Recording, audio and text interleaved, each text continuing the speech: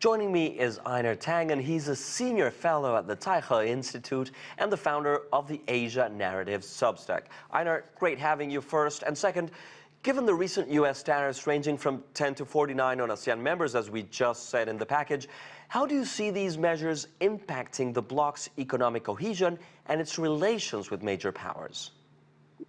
Well, there's more than a suspicion, Diego, that this is an opportunity for the U.S. to divide and conquer. This is going back to the old colonial playbook. But what you have is these countries saying they're going to support each other. I mean, the centrality and importance of ASEAN depends on its unity. And this is exactly what they've been trying to express. This is what was said in Jakarta, and hopefully that is what they're able to carry through. Einar, you spoke about unity, and there's a big important point here. China and Indonesia recently agreed to bolster their ties ahead of this summit. And how might this strengthen the partnership's influence, ASEAN's approach to regional challenges? And here I'm speaking about the South China Sea, for example. Well, I mean, there's always tensions that are there, and, probably Indonesia mentioned specifically that they want to make progress on the code of conduct, and I think that's in everybody's interest. Obviously, the elephant in the room is exactly what the United States is doing in terms of pressing with all of these trade tariffs. But people have to remember, ASEAN and China are the #1 mutual trade partners. They continue to expand their cooperation. There were 8 separate communiques that were signed indicating what they were going to do in different economic areas. And most important, Diego, and this is really important to the future of ASEAN, is the willingness to share technology. That figured very, very, very highly in this. And this is really the future. When you start looking at a digital technology, it's about the willingness of larger countries to share versus the old model where existing developed countries would try to keep all the technology themselves and basically be rentiers, sell it out to other countries at great profit. Yeah, on this, I'd like to stay for a second because, as the U.S. and China have these tensions around technology and so many other issues, right?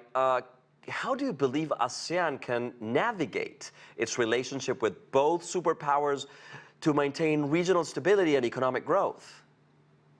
Well, I mean, that's very simple. They need to stay together. ASEAN is only as strong as its weakest link. Right now, Myanmar is a concern, to a certain extent, Philippines as well.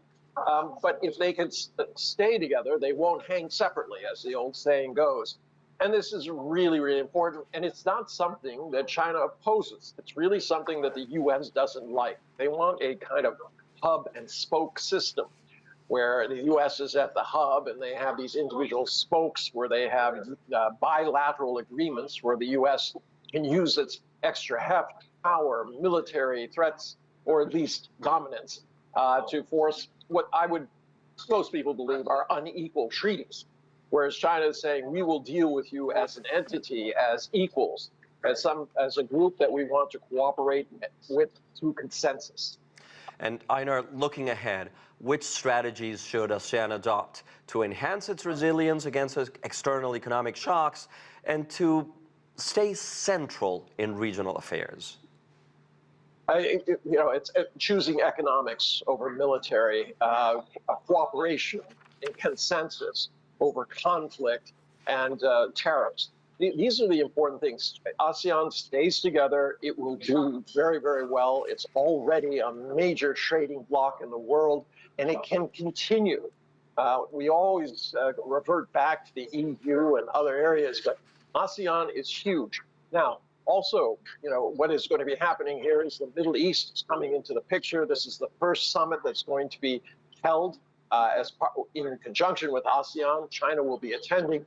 This brings new vitality to this relationship, a new economic driver in terms of the monies that are available through these oil-rich countries. And with this, Einar Tangen, I thank you very much. Thank you for your time. Thank you, dear.